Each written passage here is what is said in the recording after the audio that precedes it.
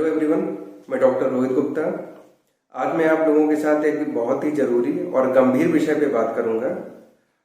वो है homeopathic clinic tax. आप में से बहुत से लोगों को ये पता भी नहीं होगा कि होम्योपैथिक क्लिनिक टैक्स होता क्या है।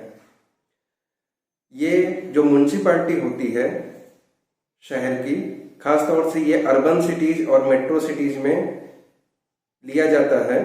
रूरल सिटीज में ये शायद नहीं भी लिया जाता होगा, लेकिन अर्बन सिटीज और मेट्रो सिटीज में इसको लिया जाता है, जो वहाँ की म्युनिसिपैलिटी होती है उनके द्वारा। इसमें उन्होंने एलोपैथी, बीडीएस की क्लिनिक के साथ साथ आयुर्वेद, यूनानी और होम्योपैथी की क्लिनिक को रखा है। जबकि इसमें छूट दे दी गई है फिजियोथेरेपिस्ट को, योगा सेंटर को और मेडिकल स्टोर को। उनसे टैक्स नहीं लिया जाता है।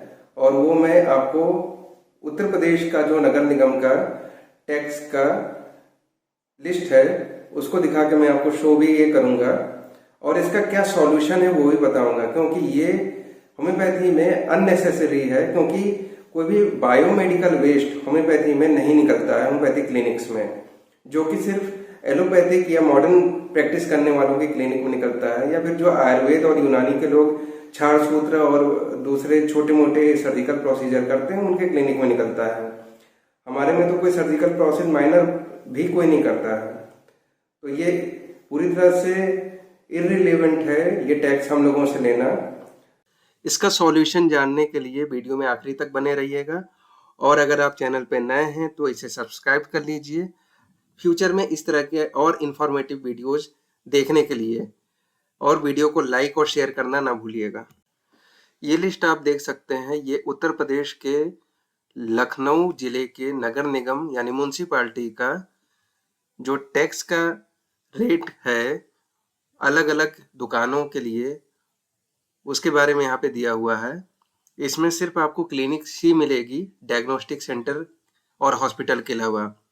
और इसमें भी देखिए 19वें नंबर पे मेंशन्ड है यूनानी आयुर्वेदिक होम्योपैथिक क्लिनिक, 4,000 रुपये प्रति वर्ष। ये अलग अलग जिलों और राज्यों में ये चार्जेज अलग अलग हो सकते हैं, अर्बन और मेट्रो सिटीज के अकॉर्डिंग। तो अब हम इसके बारे में बात करते हैं कि ऐसा क्यों हो रहा है और क्या ये रिलेवेंट है या नहीं। पहले ये समझते हैं। ये जो रूल है ये बायोमेडिकल वेस्ट के लिए होता है।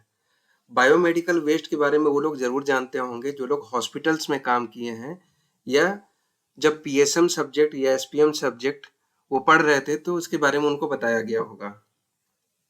तो इसमें क्या क्या आता है ये पहले देख लेते हैं, ताकि हम समझ पाएंगे कि ये हमारे लिए रिलेवेंट है, ये टैक्स हमसे लेना या नहीं। यहाँ पे सबसे नंबर 1 पे देखिए, ऊपर ब्लैक कलर में लिखा है साइटोटॉक्सिक वेस्ट।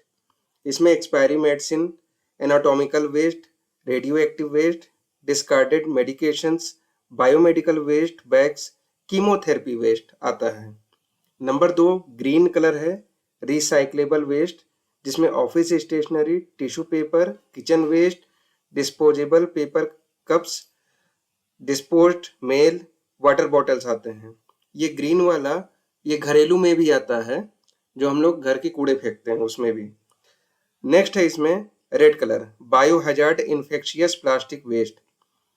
ये जो हॉस्पिटल्स हैं और पैथोलॉजी सेंटर हैं, ये सारी चीज़ें रेड वाले में आती हैं। उनके जो वेस्ट प्रोडक्ट होते हैं जैसे syringe without needles, catheters, gloves, goggles, urine bag, dialysis kit, IV bottles, IV set.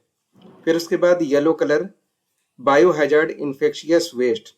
ये हॉस्पिटल्स से निकलता है मेनली, और पैथोलॉजी सेंटर से भी निकलता है। इसमें क्या क्या आता है, पैथोलॉजिकल वेस्ट आता है, कॉटन वेस्ट आता है, यानी जो ड्रेसिंग के बाद जो निकलती हैं चीज़ें, साफ सफाई ऊंट की क्लीनिंग के बाद, infectious dressing materials, gauze etcetera, वही मैंने बताया जो ऊंट की ड्रेसिंग होती है, साफ सफाई होती है, वो उसके ड्रेसिंग मटेरियल होते हैं वो। Body fluid, contaminated paper and cloth, face mask, cap, bedding, है ना, पेशेंट के जो जिसपे लेटता है हॉस्पिटल में वो बेडिंग, वो चादर आती है, और जो भी बॉडी से मटेरियल निकाला जाता है, चाहे वो लिक्विड में हो, कोई फ्लूइड हो, कोई बॉडी का पार्ट हो, किसी सर्जिकल ऑपरेशन में, वो सारी चीज़ें इसमें आती हैं। फिर नेक्स्ट है blue, bio hazard, infectious sharp waste. इसमें glass bottles, lab slides, scissors, infectious wires, nails और मेटेलिक बॉडी इम्प्लांट्स, यानी जो सर्जिकल इंस्ट्रूमेंट्स हैं उनके बारे में बात हो रही है इसमें।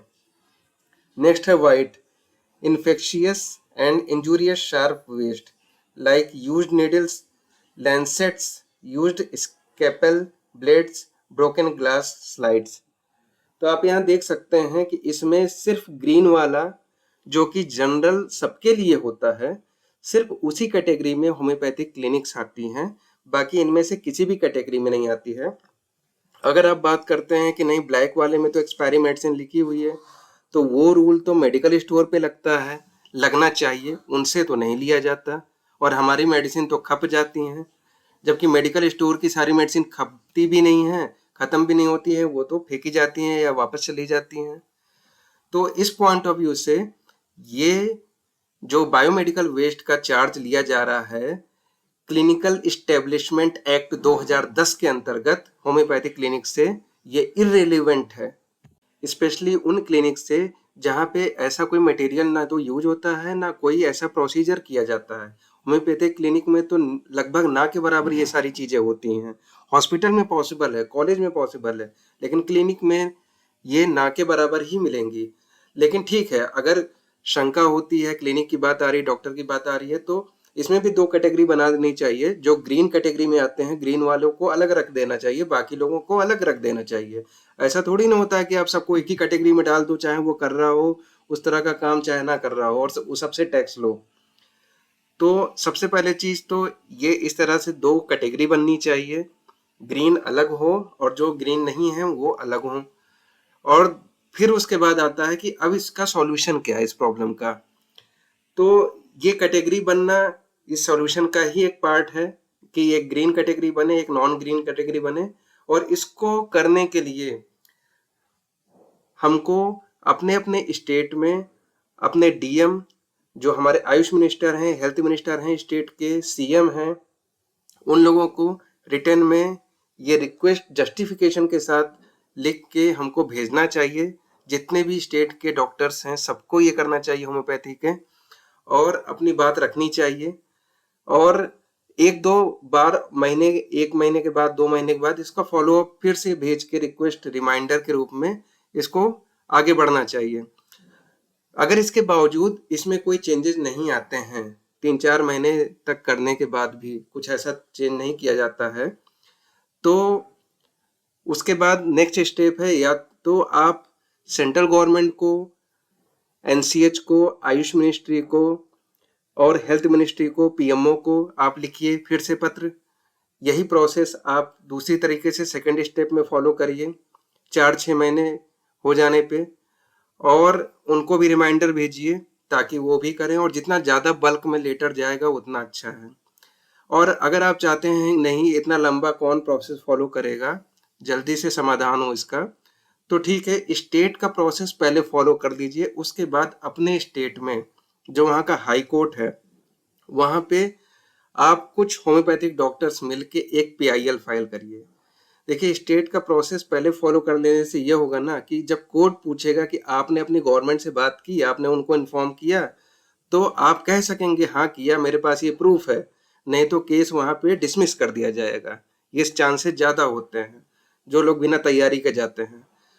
तो पहला स्टेप ये लीजिए, स्टेट को इन्फॉर्म करिए, जो भी हायर अथॉरिटी हैं 2-3 रिमाइंडर भेजिए उनको, और 3-4 महीना कम से कम कंप्लीट हो जाने के बाद ही आगे बढ़िए। फिर उसके बाद पीआईएल की जब हम बात करते हैं तो कम से कम 12 से 20 डॉक्टर्स होने चाहिए, और हजारों की संख्या में हर स्टेट में डॉक्टर्स हैं, तो इतने तो इकट्ठा होने में कोई बड़ी बात नहीं है। और बहुत, जब जितनी ज़्यादा लोग होंगे उतने ही माइनर इसमें खर्च आएगा। और एक बार आप अपने सारे जस्टिफिकेशन और ये सारी बातें एविडेंस के साथ जब कोर्ट के सामने रखेंगे, तो पीआईएल 1 से 2 सुनवाई का होता है प्रोसेस, जो 1-2 महीने में खत्म हो जाता है।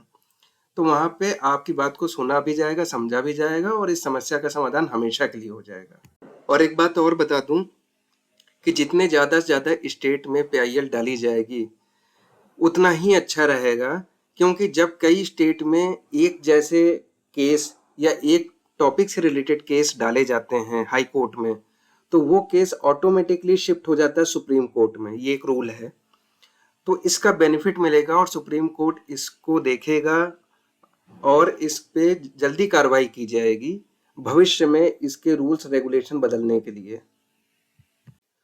दूसरी बात ये कि आपने जिस भी कॉमर्शियल प्रॉपर्टी में, शॉप में रेंट पे शॉप लिया है, तो वहाँ का ओनर ऑलरेडी वहाँ पे टैक्स पे कर रहा है उसका, नगर निगम का, म्युनिसिपालिटी का, हर साल। तो जो वो टैक्स पे कर रहा है, एक साथ दो टैक्स नहीं लग सकता, या तो ये लगेगा या तो वो लगेगा। ठीक है। और ये जनरली कॉमर्शियल प्लेस के लिए होता है, रेजिडेंशियल प्लेस के लिए नहीं होता है।